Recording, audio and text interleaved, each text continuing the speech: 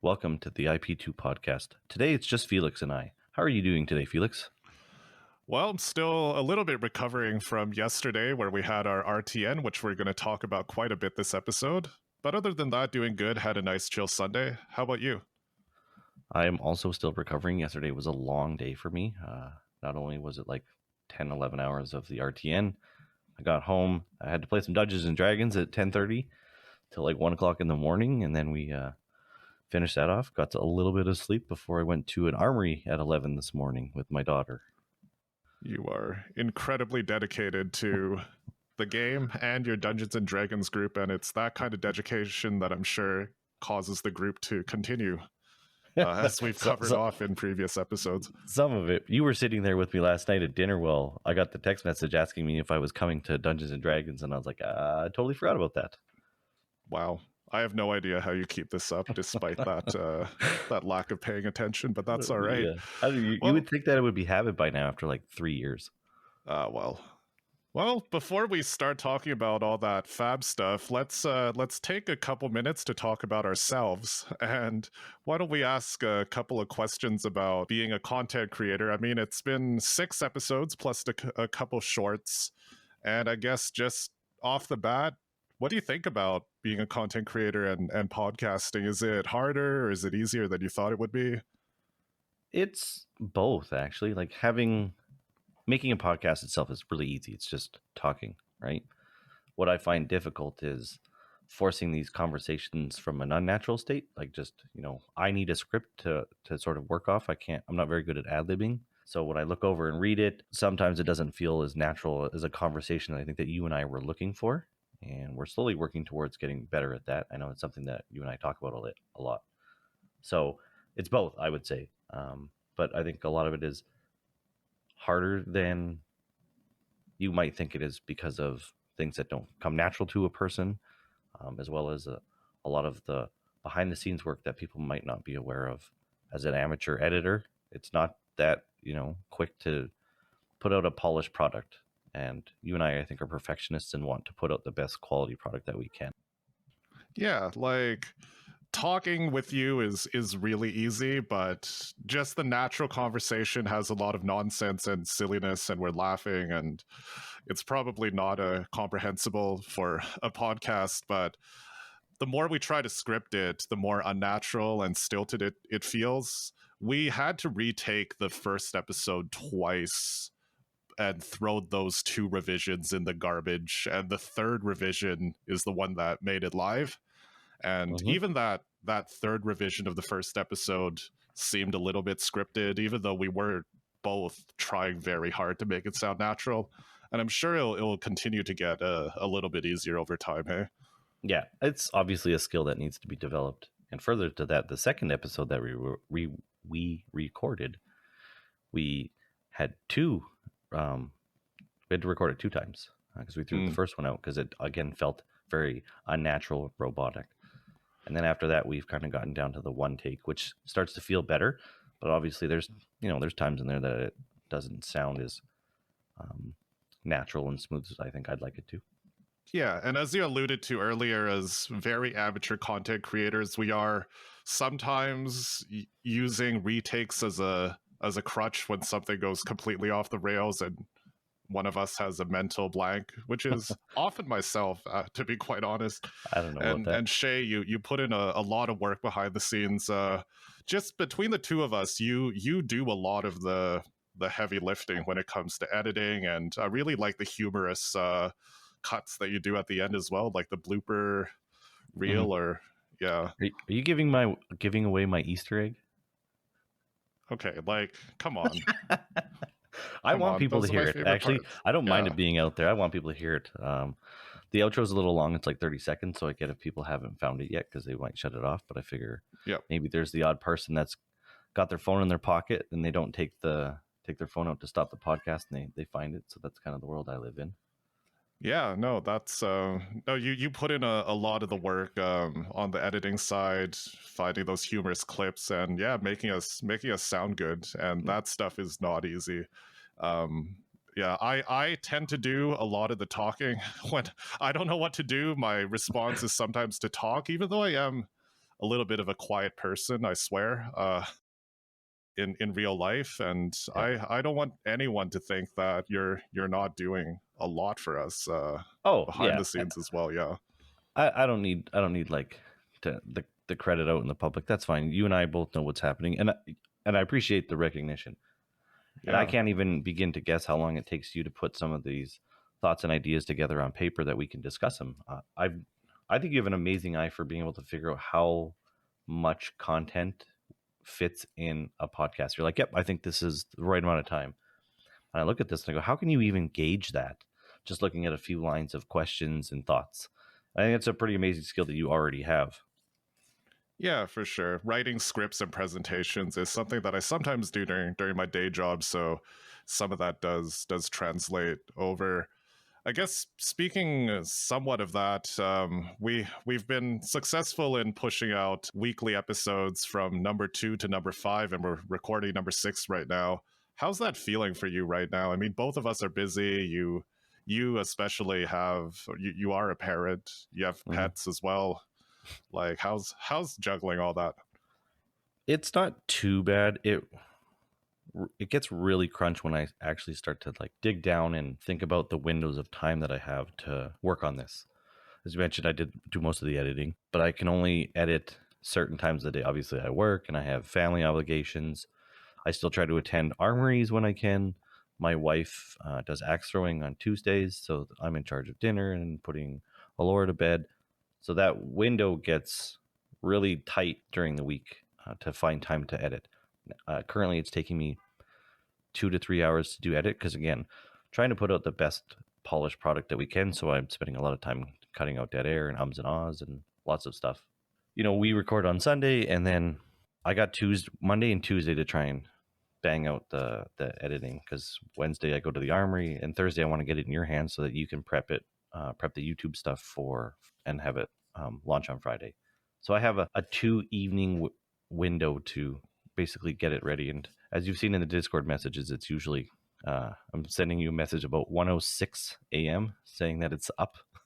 Yeah, you keep some funny hours, my friend, but hey, to each their own, right? I'm just trying to show you that I'm dedicated to this too. Oh no. No one's the boss here. This is No, a partnership. I know. But how about you? How is it fitting into your life so far? It is a lot, and I have again newfound respect for content creators that do manage to do this regularly.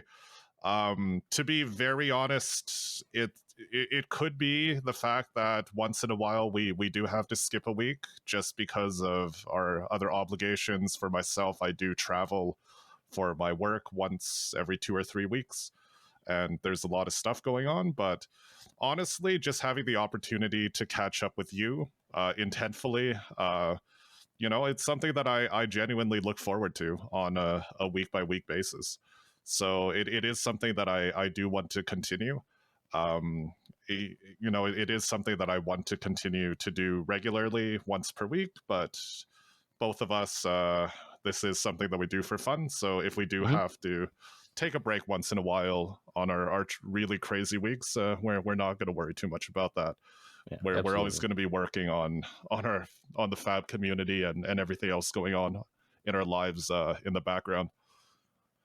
How do you feel about the feedback that we've gotten so far? Have you had personal interactions with people? Are there comments on the YouTube page or anything like that you've noticed?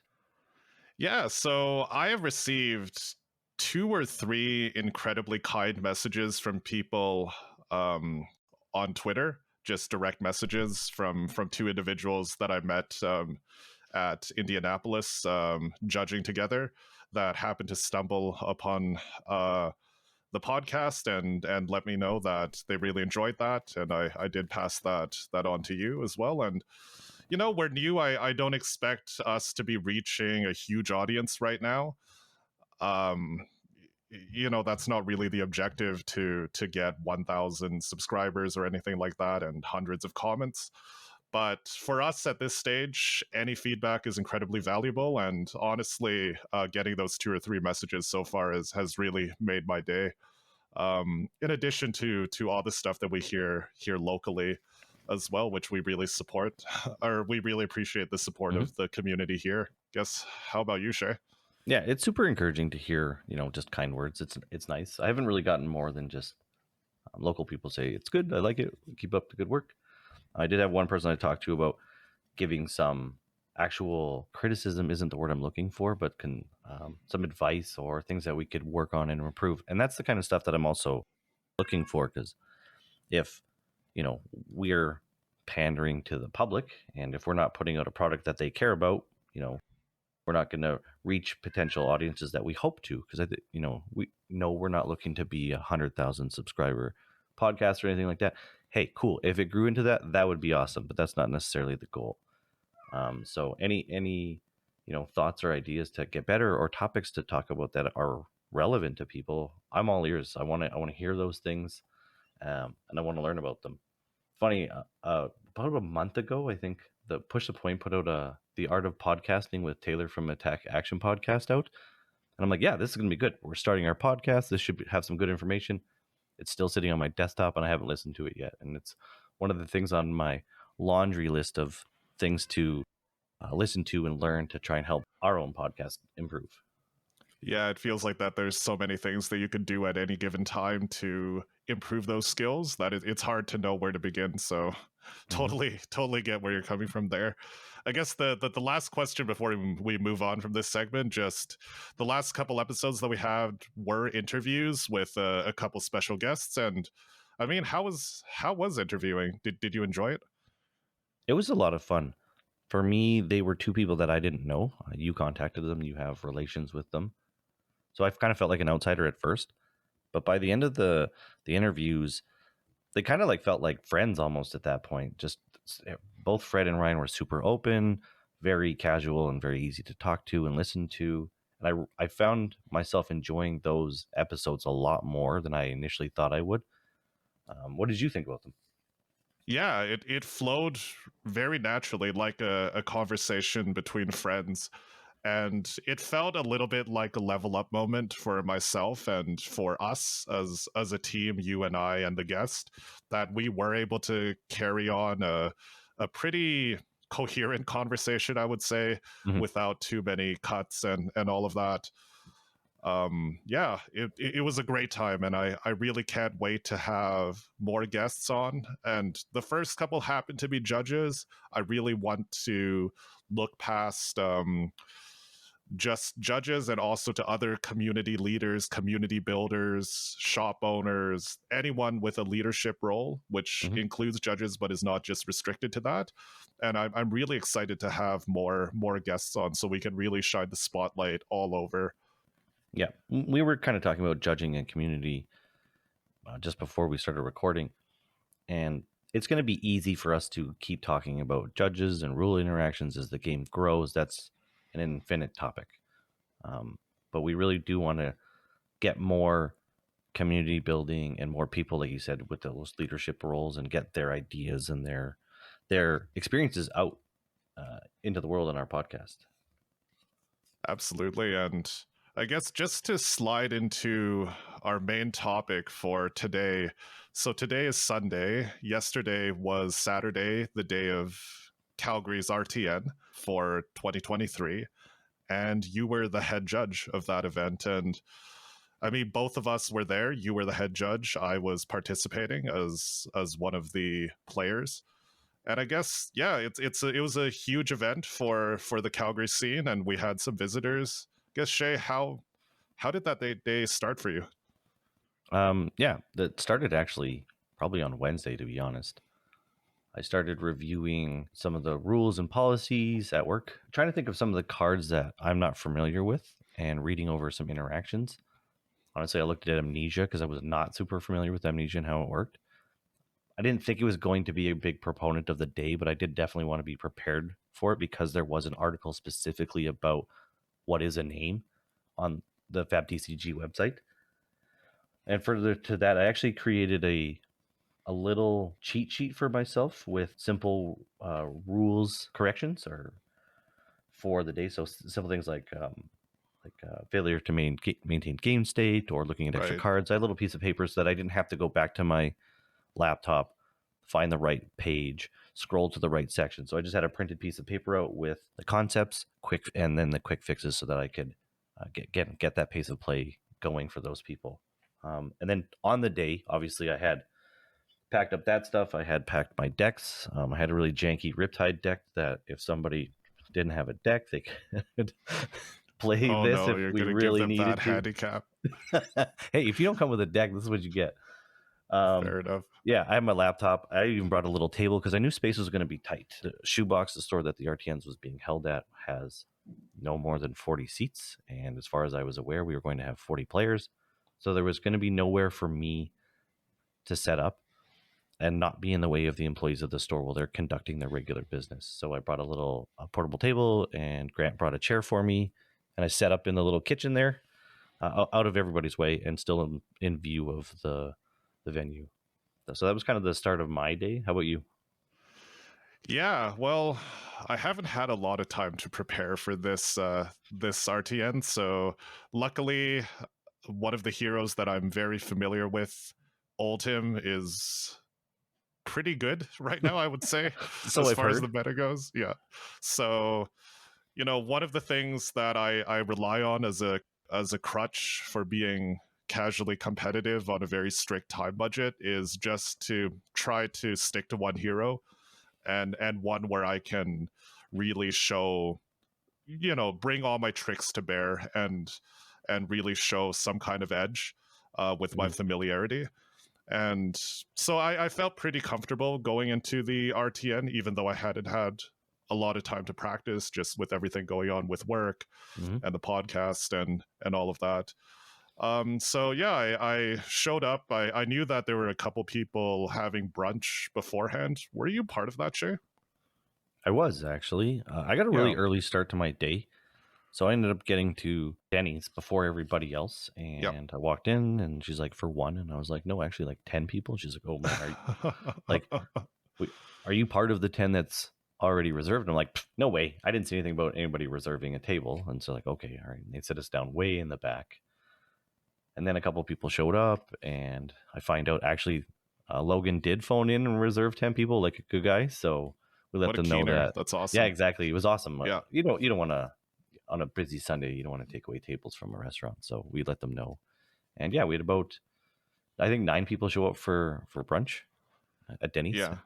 And that's a great little tradition that we have here in Calgary. It just really sets a good social mood for the day if everyone has breakfast together, even though you're going to be competing Mm-hmm. against each other later. At the start of the day, we're all friends. We're having food together. At the end of the day, there's going to be a meal as well. Everyone's going to be invited.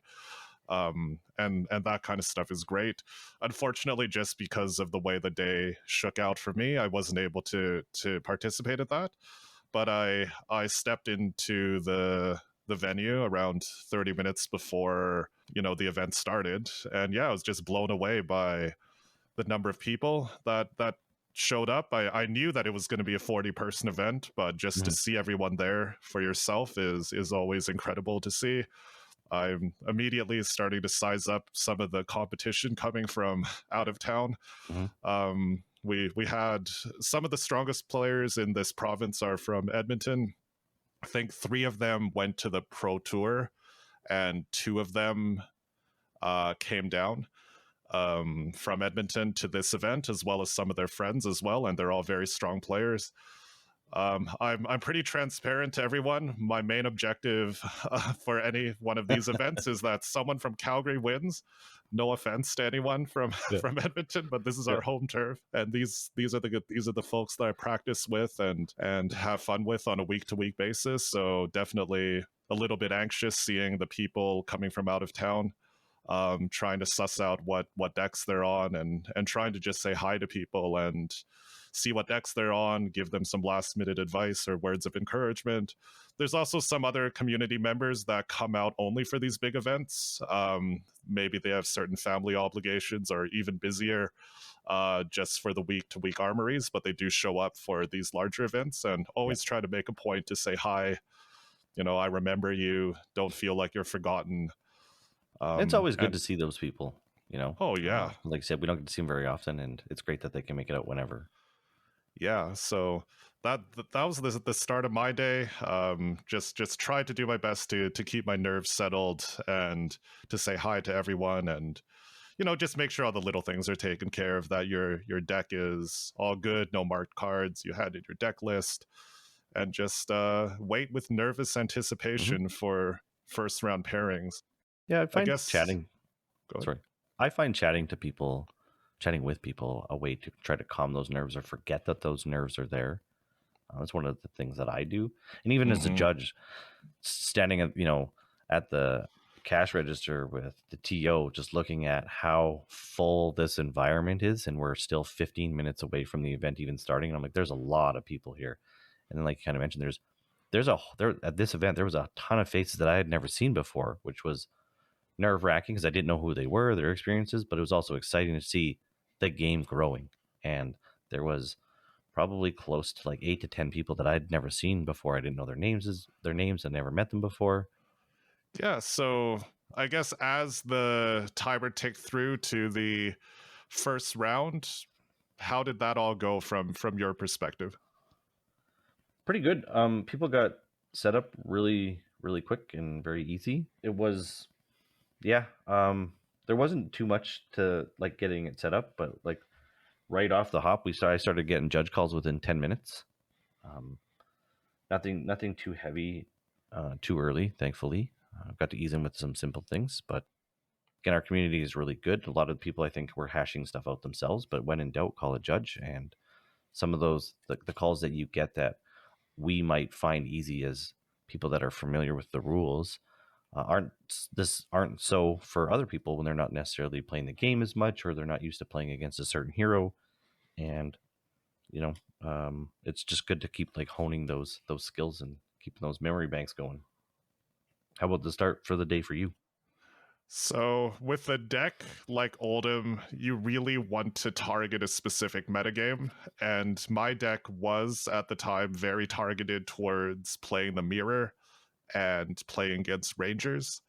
It was not as strong into Runeblades, and it had completely sacrificed certain matchups, like the matchup against Fi and the matchup against Dash.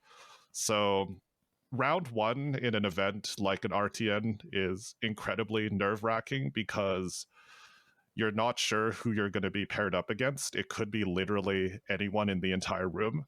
And just doing a little bit of, scouting with my eyes as I'm going around, walking, seeing, and saying hi to people, I saw that there were a lot of dashes, I think 4 during the day. And there were at least 1 or 2 Fis as well. Mm-hmm. So the entire time, when it comes to round one, I'm just thinking to myself, I hope this is a matchup that is not Fi, is not Dash. I hope I can get something that I'm prepared for. And as it turned out, I did get matched up against something that I was comfortable against, which was Dorinthia. And we had an epic game that went right down to the wire. And playing against Warrior is definitely something that the more experience you have, the better you get. And I was able to squeak one out at the end. Nice. So overall, yeah, very happy with the way things got started on the day. And yeah, I did notice there were quite a few judge calls near the beginning. I think maybe people were a little bit nervous at the beginning. Some maybe a little bit of misplays or drawing extra cards. I actually don't know. Like what kind of calls were you getting? I was getting, how does a card work? A couple of Mm-hmm. those. There were some extra cards, and one of them, I think we were going to talk about this a little bit later, but we might as well throw it in now. The big one from the first round was an end of turn question. Opponent had a blood rot pox token triggering or activating, and they wanted to play sigil of solace and response, and I had to tell them no, that they can't do that because there is no priority window happening during the end of phase. So that was about like the only really, I guess, super interesting one for the round. But Yeah, one thing about Flesh and Blood that often trips people up coming from Magic is that there is no priority during end of round or start of round as well. I understand in Magic you basically have priority at any time, but I could be wrong. I'm Yeah. not very familiar with Magic, but I have heard that you can respond to people in their draw step or untap Right. or all that, but certainly can't do that in Flesh and Blood. There's one thing that we kind of skipped that I do want to go back over to from Yep. the beginning of the event that I wanted to mention, that we had 38 people attend the event. We had 15 unique heroes. I think we had 5 people from Edmonton, so about 3 hours away. And we had at least 3 people from Lethbridge. There might have been more. And there was, like I said, there was a few people I didn't know where they were from. So there's kind of a little bit of a breakdown of what our meta kind of looked like. Yeah, pretty wide. Like you said, 15 unique heroes. So especially that first round, you're never quite sure what you're going to run into, which is scary for everyone. I don't think any hero is very comfortable into every single other hero out there. So definitely a lot of nerves. That's what makes it really interesting right now, and also super frustrating. You know, I don't know what your sideboard size looks like, but typically my deck sideboards are about 12 cards. And you can't target a vast array of heroes with 12 cards. It's super hard. Oh yeah. And from I can't find the sheet, but some of the numbers were, I think we had 6 Lexi, 5 Oldham, 5 Briar, and 4 or 5 Dash, and those were the major players of the event, or sizable. And so, like, out of 38 people, having no more than 6 or 5 of a hero meant it was going to be very diverse, and you were going to find unfavorable matchups, and ones that you probably weren't counting on in certain places. Yeah. And that's again where having some a familiarity and a lot of reps on a hero over time really helps, because you can just revert to a kind of more basic game plan. You know your lines, you know your math, and just being familiar like that does give you a bit of an edge into a very broad meta like that. Yeah, so first round's over. I almost went to time, and this is going to be a theme. Playing Oldham. And I was chatting to Lane between rounds about how both he and I had reputations for being defensively minded players. And lo and behold, I think, yeah, we literally get paired into each other after talking for 5 minutes about how we did not want to get paired into each other. So thanks a lot, Yeah. Jem. That's great. Luckily, both of our Oldham builds ran Anathos with Vambrace, so it was a lot less painful of a match than either of us thought it would be. I think out of all my 6 games in Swiss, my match against Lane took the least amount of time. I think we were done in 35 minutes, which was a miracle. Yeah. Again, Oldham playing Anathos reminds me so much of Bravo, and I've been playing Bravo Mirrors for just around 2 years now. So I was able to really revert back to that level of experience and all of those play patterns, all the pitch stack, math, and memorization. Even though I hadn't had the chance to practice for the last couple weeks, that really paid off. And Lane is an amazing player as well. Very, very skilled, very naturally talented at card games. And we had a very, very epic match, even though it only lasted around 35 minutes. So yeah, that was a really good game. I guess as the day went on throughout the middle, throughout the middle rounds of Swiss, I continued to get those really long drag out games. I started getting paired into Rangers as the day went on, and the game plan is quite defensive into those decks. And I ended up having some very, very long games toward the middle as well. How many people did you end up decking? Completely decking like 3 of them. The others just more like pitch stack pummel as they were trying to preserve threats. It's not always a complete fatigue plan. Yeah, had one unfortunate draw towards the middle, but I could have played a lot faster as well. I think when you're playing against a lot of the much better players, you have to be so sharp with your math. Like, you can't leak any extra damage, and just doing those calculations for the first time does take a little bit of extra time for someone like me that didn't have all the practice that I should have had. I guess, how did the middle of the day go for you? The middle of the day, so round 3 was honestly the most interesting call. But before I get to that, I do want to ask you, typically, how much practice have you been doing in prior events to this one? Because I know you'd mentioned that, you were busy with life and travel, and part of your success is definitely because of the reps you have on a hero like Oldham. But further to that, back to like Nats and Worlds and calling, how much practice were you doing to get to this point where you are? Yeah, I mean, I believe strongly in fundamentals when it comes to playing. And the way that you build up fundamentals is by being intentful when you do get the opportunity to play. So I do consider armories to be a form of practice. I'm not always trying to win, I'm not always trying to spike armories. But when I do get the chance to play, I do try my best to be intentful and focus on a specific skill. For example, on next week's armory, I might be playing a meme hero like Riptide, sorry Shay. Oh, that But hurts. but during that armory, I'm going to make sure every single hand I'm going to optimize to its fullest extent from a Mm-hmm. mathematical perspective. Right. And I'll use that opportunity to practice like that. If you frame it that way, I don't do a lot of extra practice. Like, I really love it when a group of us can say, hey, at my house today, we're going to get together and play some games. I really love that.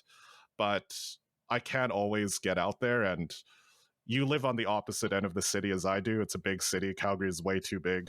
Mm-hmm. It's hard for me as Yeah. well. So I would say when it comes to Oldham playing in the way that I've played him, it's like an accumulation of 2 years of practice. When it comes to preparing for big events, if I can practice with you guys for 2 or 3 or 4 days, just in the weeks leading up to the event, just like 4 hours in a day, 6 hours in a day, then that's a blessing. Yeah. And we have pulled that off in the past. This time, not so much, just for a variety of factors. Yeah. This one, even I honestly was glad I wasn't playing in this one, because even I didn't get any reps into anything. I don't even know what I'm going to play next week in Leduc. Mm, And, you were gone. I was judging. Some other people were on vacations. And so I felt like our little group that usually gets together to practice, none of us were really prepared for this event like we had been in the past. And I was right. nervous for those playing because we weren't getting those reps in. And the meta as it is today was super wide. Yeah. And so I felt uncomfortable for other people. Yeah. Anyways, going back to your question, how did the middle of the day go for me? Round 3 was the most interesting judge call I've ever had. I'm trying to recount it as best as I can. A player was playing Azalea, had played a Lace with Frailty and a Premeditate and a Bolt and Shot. And I'm told that the player heard that it was Lace with Inertia. Then he played and defended as if he was getting an Inertia token. Then they continued play to the Azalea player playing an Infecting Shot. And so now we have 2 tokens in play. And at that point, the player had realized that he was getting a Frailty token and not getting an Inertia token. It was very convoluted getting the 2 stories from the 2 players for me to try and really understand what was happening, because it was a bunch of miscommunication, and one person thought he had said something, another person thought he had heard something different, and then they also continued to play with the miscommunication. So when it came to the end of the turn, it was kind of a mess. And what I ended up doing is we ended up coming to a partial rewind of the board state, where the defending player or the non-active player could actually defend, since they weren't going to have a turn because of the token they were getting. And that was what we ended up doing. But it was very interesting, and it probably took me 10 to 15 minutes to try and go through this, because there was a lot of investigating. And again, talking with Ryan in our last episode, investigation isn't a skill that I've developed yet. I've never had to really dig down and ask 2 parties questions and decipher what they're telling me, as well as what are my options as a judge? How do I fix this game state, and how do I do it in the most neutral or the appropriate way? So I had to actually go back and refer to the policy and come up with a game plan. And yeah, that's what we ended up doing. We did the partial. Yeah, that sounds like quite a call there. And I mean, the number one lesson to me there is that as soon as you notice something wrong, and whether that's, hey, it's like I thought that I would be getting a different kind of token, or hey, something on this board doesn't seem right to me. This doesn't match my understanding. Then just call a judge right then, because Mhm. I bet in your case the fact that play proceeded for a certain amount of time only made the fix 100%. infinitely worse. 100%. Yeah, It was actually probably pretty simple had they had not continued to play the rest of the yeah, turnout. yeah. So that's okay. Oh yeah, Again, it didn't impact the tournament. They still finished within time. Obviously, they were granted a time extension if they needed it. Yeah, it was fun. Like, as I've recounted it a couple of times, the more I talk about it, I'm like, it was actually a really good call for me, and I actually kind of enjoy it now. Now that I think about it, and have told it a couple of times and discussed it with people. yeah. It's like, hey, judging like this and complicated situations, it has a way of getting its hooks in you. Hey, I feel the exact same way. A little bit. And there was definitely a point when I was looking up the policy on how to resolve it. I was like in my little corner. I was sweating. I was like telling myself, I'm like, you don't have to rush. You can control this. You can give them as much time as you need. But Yeah, I felt really pressured to not have them sit there for a long time and delay the tournament. But I had to keep telling myself that it's okay. And what's important is making the correct call at the end of the day and then letting them play it out after that. exactly. No, that's great, and sounds like you came to an amicable solution for all. Well, nobody yelled at me, so that's good. There you go. How about the mid rounds for you? How did that go? Hey, yeah, no, like I said, just as we went from the middle to the end of the tournament, I was playing just game after game of epic to the wire game with my only game that lasted less than 35 minutes being with another player with a reputation of being very Right. methodical as Yeah. well and defensive. So but I was noticing as the day wore on. I was very fortunate in most of my pairings. I was at table one for the entire Swiss. I was seeing some of the players I was afraid of from Edmonton also towards the Creeping up the top tables. tables. Yeah. Yep. Yeah. So I was immediately very nervous about that. I just have some flashbacks of people from Edmonton, stealing our tournaments. And I really didn't want this to be the case. And one person in particular is an excellent player.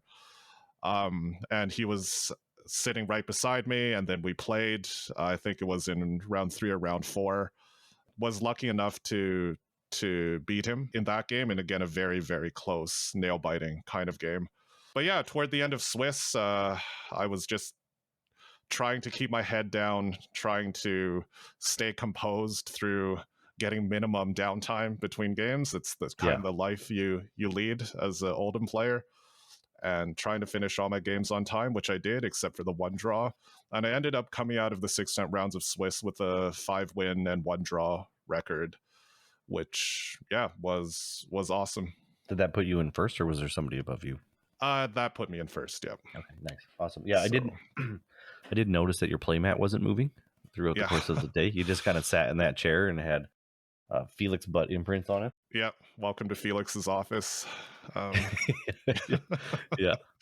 Yeah, Yeah. prepare for a slugfest. Yeah. And I had one more interesting judge call that I wanted to talk about before we kind of move forward. In round 4, this is a card I'm not familiar with as a non-guardian player, but an opponent had played Stamp Authority Oh no. and put it into play. And Yeah. the question from the Briar player was, does Stamp Authority stop Force of Nature and Briar's embodiment of Earth on hit trigger? Stamp Authority says on hits don't trigger. Attack action card on hits don't trigger. I think it was the errata that we found. And in kind of looking into the embodiment and the force of nature, I don't believe that those effects add their on hit onto the attack action card. They're just checking from their own source, and so it was determined that no, Stamp Authority doesn't stop those two Briar on hits. And I found it just really interesting because nobody ever plays Stamp Authority, but I mean, obviously they do because here we are. I guess another fun fact, Stamp Authority, one of those cards that makes it onto judge quizzes and judge exams. If you start seeing someone asking very detailed questions about Stamp Authority, be very suspicious of that. It is a very complicated card to get right. Yeah. No, that's And then, awesome. so after that, we get to the top 8. So obviously, your first seed. How did the top cut go for you?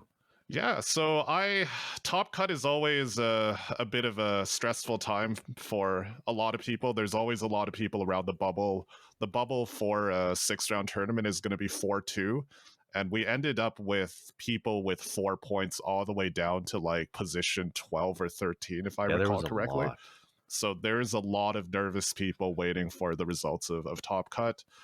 I was silently cheering for as many people from Calgary to get in top cut as possible, and my wish was fulfilled. Only one person that was not from Calgary made it into top 8, which is mostly a success. Again, my heart breaks for people that did make it the objective to make top 8 and just fell a little bit short. The tiebreakers can be very unforgiving for sure. But hey, it's a 38-person event, and you have to select the 8 people that had the best record for the day. Yep. And yeah, a great diversity of people made it. I was very happy for everyone that did, to be frank. I just have a little bit of mental damage from Andrew, who is an excellent player, probably the best player in Alberta, based on results and talent and all of that. He was the one Edmontonian against 7 Calgarians, and I think he's won the event at least twice in a similar situation. And I really desperately wanted someone from Calgary to win this event. So I was already feeling a little bit of a pit in my stomach. So we took a nice picture for top 8 and sat down. I did have to move seats, which I blame for what happens next, which is getting paired against Travis, who is our excellent friend, excellent player, and end up dying to him, unfortunately, in quarterfinals. But it was an epic game. He got off an amazing channel force turn. It's a lesson for me. I had played a red choke slam on the turn before, seeing that he had set up a channel. He blocked with his fridge, so he gave up his tunic and his crown to keep a big hand. But he led off without playing a non-attack action and by E-strike drawing. Right. So I had, and he also had Amulet of Earth on board as well. So throughout a convoluted series of decisions, I had made the decision, or I had made the judgment that I should leak the first or not play around a lightning press or any kind of trick, which turned out to be the wrong thing, and I got totally blown out by the channel force turn. Took like 40 damage. Yeah. In that moment, did you recognize the Amulet of Earth? I did, yep. Okay. I have no excuse for that. Okay. Amulet of Earth is the breaking scales of Briar. Yeah. That people always forget exists. I know I do. Oh yeah. So yeah, Travis took you down. That's tough. Travis, yeah, his second time. Well, he's beat me 3 top cuts in a row in Calgary. I got one back over him in Edmonton for the 1K, but no, he is a great player. I love playing against him. He is a great sportsman, but tough competitor. Yeah, absolutely. And a personal friend of ours. So. Yeah. Does that make him your arch nemesis? No, come on. I just mean arch in the game. Nemesis. Yeah, come on. In the game. No. For anybody that was wondering, the top 8 heroes were 3 Lexis, which was a 50% conversion because there was only 6 Lexis in the event. So 3 Lexis, 2 Briars, an Oldham, an Icelander, and an Azalea. No, we had an awesome top cut, and Yep. our game again lasted the longest. I did end up hanging on to dear life until he set up the rights loop at the end. The life totals were like 7 to 33 at a certain point, and Yeah. I was probably dead at that point, but it took an extra 45 minutes or so for for the game to end. So classic Oldham kind of stuff. Yeah. And yeah, I with a sinking feeling afterwards, I realized that Andrew had also progressed to the semifinals, and I just thought, okay, I've seen this before. He's just going to carve his way through a sea of Calgarians again, and bring that Jabil back up north to our rival city. But as it turns out, go ahead. Sorry. Yeah, no. As it turns out, he was knocked out in semifinals by a dark horse. I would say Sean. And I say dark horse because we have so many excellent players that have been so loyal to their classes. Sean locally has been a Ranger player since I've known him. Forever. Yeah. And he's never, I think he's made a couple top 8s before in skirmishes and these tier 2 tournaments, but never stepped it up to the next level. But today was his day. Like, he played some excellent games. In Swiss we played, he took me down to 0 cards in deck and like 2 cards in my hand, and myself at 2 hit points, and he that's when he lost his last card. Like, he played out of his mind today. And he did. I was so happy that he was the one that won. Travis also did super well. He got second. Yeah, in the semifinals, the 3rd and 4th, Alex, who was another very loyal Briar player, was the other person that secured his Nats invite. So a lot of really dedicated players seeing success today, which made me so happy. Yeah, that was one of the things that we were talking about at dinner afterwards, that at least I think most of the top 9-10 people were on their dedicated hero. They weren't meta calls. They weren't like meta prediction heroes that are going to be S tier. They were playing what they know, what they've put time into, and they found success. I think for the majority of players, that's where people are going to find success. They're going to, I know I can't just jump from hero to hero and then start winning games. It doesn't matter if they're S tier. It takes time to learn the nuances. And I think those people need to recognize that they were rewarded. Maybe they didn't, obviously win the event, but they were rewarded for playing their hero and learning all the intricacies for that hero. Yeah. And yeah, like you said, at the end of the day, what I really like about Top Cut is there's a great atmosphere towards the end. A lot of the players that got knocked out, they didn't just leave in a huff. They stayed around, maybe not hovering over the game. I especially have this issue with feeling a lot of anxiety when it's 2 people that I both want to win. And watching them play a game with stakes. I actually have to not watch that and just have a side conversation a respectable distance away. And I understand that. Yeah. So a lot of us hung out afterwards, played some side games, just chilled out until the event was over, and then we had supper afterwards. Yeah, it was tough to watch you and Travis play.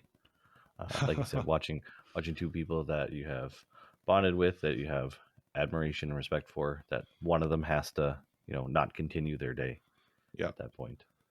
As far as judge goals, there was nothing exciting in the top cut. We had the best of the best on the day, and everybody had figured everything out at that point. So it's a pretty easy watch from that point for me. Yeah, and massive shout out to the TOs, Karen and Alexandra as well, who was helping. Like, just the day was incredibly smooth. It was really enjoyable. And I know I'm going to be talking about this event, like, harkening back to something I mentioned a couple episodes ago about the lore of a scene and different Yep. local legends. I mean, in my eyes, Sean is a local legend. Like, who would have Yep. predicted him to take the whole thing down when we had two Pro Tour competitors coming in from Edmonton, and no one. He's just a player that comes out regularly to events and is very loyal to his class, and he played super well today, and he got the result. And I'm going to be talking about this for a long time, as well as a lot of the stories of the other people that did well on the day. So we've been talking for quite a bit. So I think we're going to wrap up the RTN for today. Yeah. Random topic is the next thing. Felix, what video games have you been playing lately? Yeah, so my video game preference, there's a couple different kinds of games that I like to play these days. I used to be really into RTS games, and before that, shooters. But the shooters that I like are like Counter Strike 1.5, 1.6 level. Nowadays, my reflexes are so bad. I just spaz out when I try to aim and hit anyone. You're old. People yell at me, it's bad. You don't want to play shooters with me. I still enjoy RTS games like the golden age of RTS, StarCraft, StarCraft 2, even other titles like Company of Heroes. Really enjoyed those, but it's just hard to play. They do take a certain amount of time you need to block out. Like, you need a solid 45 minutes straight. Yeah. You can't really pause. Uninterrupted. Yeah. Yeah. So I still have a special place in my heart for RTS games. Nowadays, I do play two primary types of games. I play MMOs with my wife. So we're really into Final Fantasy 14 right now. So just enjoying that. And a couple others within the Fab community also play. So sometimes I get to team up with them. Nice. Yeah, and besides that, I enjoy strategy, like management type games as well. And I've lately been playing a management slash logistics type game called Against the Storm, which is like a city builder, but it's also roguelike in a way. So you're trying to make a settlement and you start with all these basic blueprints, like you're able to make basic wood and basic food and all of that. But as you, with each settlement that you get randomly assigned blueprints that can convert certain basic resources into advanced resources. So you get like this randomized supply chain with each new city that you get. And there's also different time pressure, different resource pressure that hits you. And every game, it's like a little bit of a puzzle. Like, I get these resources in the map. I'm trying to get to this end state. How do I get there? It's like, my villagers are hungry. I have the recipe to make pies, but I don't have a mill to make flour. Mm-hmm. Like, can I pivot to like making another kind of food? Or do I need to start hoping that I get some recipes coming up here? So it's a very interesting puzzle. That's the game that I'm playing lately. Okay, I'm sitting here laughing because when you started to describe the game, and you're like, it's a logistics and management video game, and I'm like, yep, that sounds like you right to the T. This stuff is enthralling, my friend. I don't know what could be more exciting. So riveting. Obviously, your description made it sound a lot better. Yeah. I gotta tell you, when your villagers are starving and they can only eat basic fruits, and you want to give them advanced food, but you have failed them by not ensuring the robustness of your supply chain, that is more exciting than finding out how to get yourself out of that jam than any shooter out there. I don't care if you're playing Tarkov or whatever. Some people manage might disagree. your way out of this. Yeah. How about you, Shea? I don't know. For some reason, I started playing Elden Ring again. Again, it's the only off and on, hey. I don't know why. I mean, obviously, it's a good game. I keep going back to it. I kind of don't feel like there is anything for me to play at this point. It's the only game I've ever Steam achieved all 42 achievements, so it's 100% completed. Wow. Yet, I'm 256 hours into it, and I only play PvE. But just the build diversity and trying new things is kind of like, I like change. So I think that's what keeps drawing me back into the game. So I've been doing that like later at nights when I have time. But the more important thing that really I'm really excited about is that I've actually started playing Keyforge with my daughter Alora. Okay. We played it a while ago, like I think a couple of years ago, and for the last probably year or so, we've been really trying to get her to play board games. We have games like Jamaica, Keyforge, trying to think, Quirkle, that are not games that don't require reading. They're just all symbology, and you can learn, and they're a lot easier to play. So now that she's playing Keyforge, we played a couple games this week. She's you know playing one of my best decks, and she's beating me, which is part of why I think it's exciting for her. But I'm excited that I actually get to sit down and teach her games that I'm passionate about and enjoy. And it's been a lot of fun, sitting down for an hour and playing games of Keyforge with her. So I look forward to continuing that. And she wanted to play today. We didn't have enough time to play today, so she keeps asking me to play it. So that feels really good and really rewarding as a parent. Oh, that has to be like I'm not a parent myself, but I imagine that must be a huge like achievement unlocked or a huge good feeling for Well, a parent. as a parent, like one of the things that you want to do is share your passions with your children, and all you can do is hope that they pick them up and enjoy them as much as you do, so that Right. you can bond and do that thing together. So it's finally happening. Yvonne and I have been talking about this since we started our board game cafe. Like, this would be a great game when Laura gets older, but we were 6 years away from it, and that time is finally now. And it feels really nice. Oh, that's so exciting. It's you're always gonna have people to play board games with at this point if things pan out like that. Yep, And Keyforge is being re-released, right? it is. I haven't really been following it a ton. I know that there was a Kickstarter, or maybe it was GameFound. I did back it a little bit. And the U.S. is getting their shipping notifications, so they're starting to see on Twitter and social media that they're getting their Okay. swag. So it's coming back after FFG dropped it like a bad habit. If it gets picked up by LGSs, will remain to be seen, because a lot of them got left with a lot of product, and that's going to leave a bad taste in their mouth. And I don't think they're going to care that it was Fantasy Flight and not Ghost Galaxy that was the distributor that dropped it. So we'll see where that Right. goes. But it's like, I like the game. If they don't keep producing it, I have enough to go forward to play with my daughter and just do kitchen table stuff, and that'll be good enough for me, because Fab is the competitive TCG for me at this point in time. No, that's awesome. You're gonna have to teach me how to play someday. I'd I love never to. actually learned. Yeah. And Dreamblade. You got to learn Dreamblade. I taught Travis how to play Dreamblade. I think he enjoyed it. All right. Lots to do. Mm-hmm.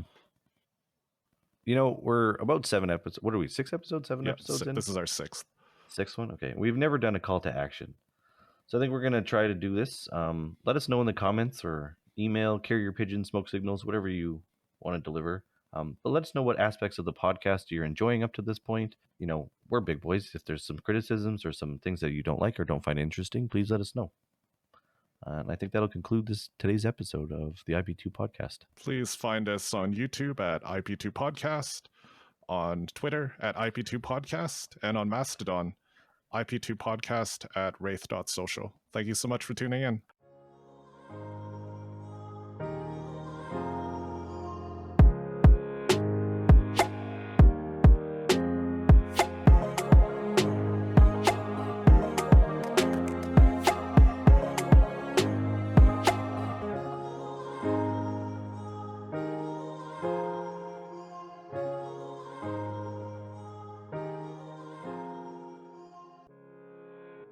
I like how we're like, this is going to be a shorter episode.